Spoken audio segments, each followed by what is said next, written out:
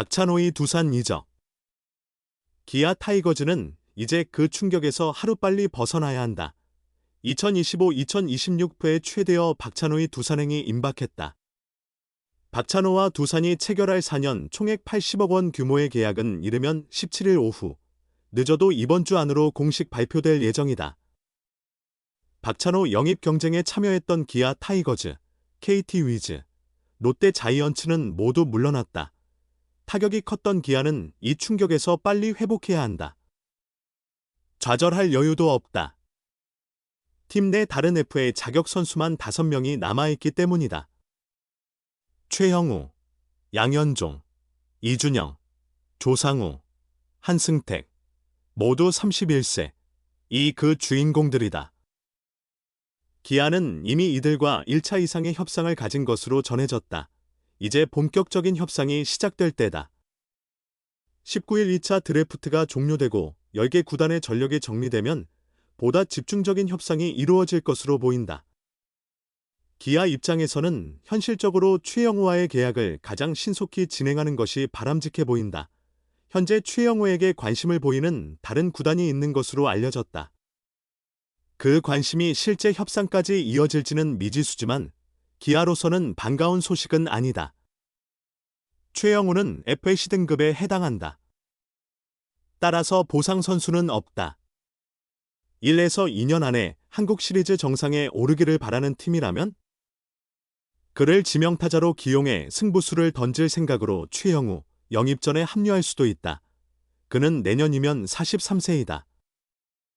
갑작스러운 부진이 찾아와도 이의를 제기할 수 없는 나이다. 하지만 그는 30대 후반보다 40대에 더욱 좋은 모습을 보이고 있다. 본인은 특별한 언급을 하지 않는다.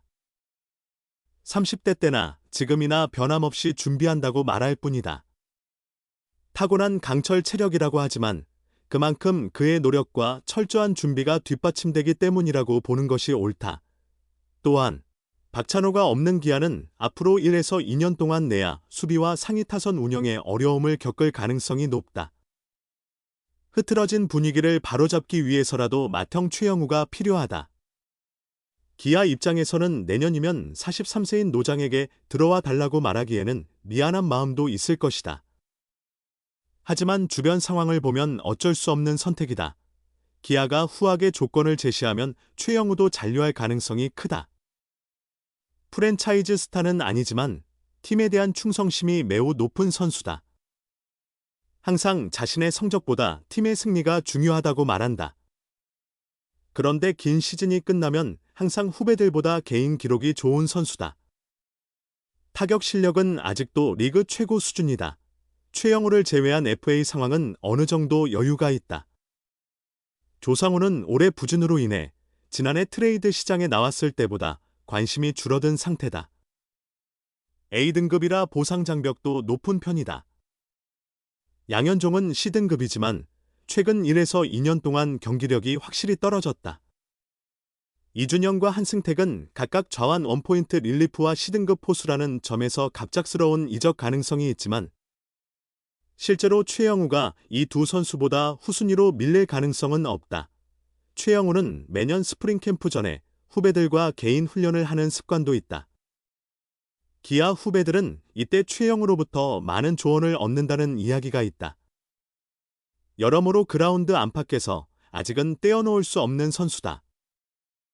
박찬호를 놓친 기아가 모든 것을 쏟아 최영우를 잡아야 하는 이유다. 한 해, 또 한 해가 후배들이 따라올 길을 만들었다. 이번에도 새로운 선례를 제시할 수 있을 것인가? 최영우는 KBO 리그에서 가장 나이 많은 타자에 속한다. 나이를 훌쩍 넘은 지 오래지만 이번 시즌에도 133경기에 출전해 타율 0.307, 24홈런, 86타점, 74득점, 오패스 0.928을 기록했다. 홈런, 장타율, 출루율 모두 상위 10위 안에 들며 최영우는 여전히 리그 최정상 타자로 명성을 이어갔다. 이번 시즌을 마무리한 최영우는 자신의 세 번째 FA 자격을 획득했다. 2016년 시즌 후 처음으로 FA 자격을 얻은 최영우는 기아와 4년 총 100억 원의 계약을 체결했다.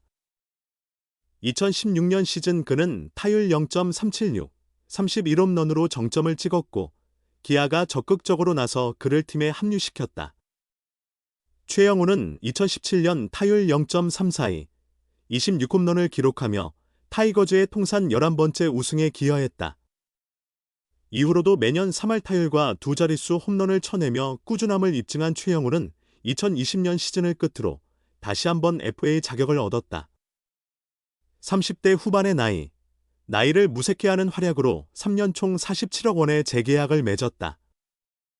2년간 부상 영향으로 어려움을 겪었지만 2023년 다시 3할 타율과 두 자릿수 홈런을 복구했고 결국 2023년 시즌 후 1년 총 22억 원의 단연 계약을 성사시켰다. 2020년 최영우의 나이는 만 38세였다. 그가 닦아놓은 길은 올해 FA 자격을 얻은 김현수에게 하나의 지표가 되어줄 것이다. 김현수는 2021년 시즌 종료 후 LG와 2년 총 115억 원의 계약을 체결했다. 하지만 옵션 조건을 달성하지 못해 2년 25억 원 계약 연장은 무산되었고 자유계약 선수 자격을 취득하게 되었다. 김현수에게는 FA 자격 획득이 오히려 새로운 기회로 작용했다. 그가 시장에 나오자마자 여러 구단들이 관심을 표명했다. 원소 속팀 LG를 비롯하여 친정팀 두산, 그리고 타력 보강을 원하는 몇몇 구단들이 김현수 영입 경쟁에 합류하였다. 김현수는 이번 시즌 140경기에 출전하여 타율 0.298, 12홈런, 90타점, 5패스 0.806의 성적을 기록했다. 이는 최영우가 5년 전에 기록한 140경기 타율력 354, 28홈런, 115타점에는 미치지 못하는 수치다. 하지만 9월 이후 17경기에서 타율 0.311로 타격감이 상승했고 한국 시리즈 5경기에서 0.529, 1홈런, 8타점으로 활약하며 시리즈 MVP에 오른 부분이 김현수의 강점이다. 5년 전 최영우의 계약 규모가 논의되는 이유기도 하다. 최영우는 새로운 선례를 만들 전망이다. FA 자격을 얻어 다시 한번 계약을 준비 중이다. 주전 유격수 박찬호와의 이별이 유력한 기아로서는 최영우의 잔류가 시급하다. 초대형 계약까지는 어렵겠지만 기아 역시 어느 정도 수준 있는 대우를 해줄 것으로 예상된다.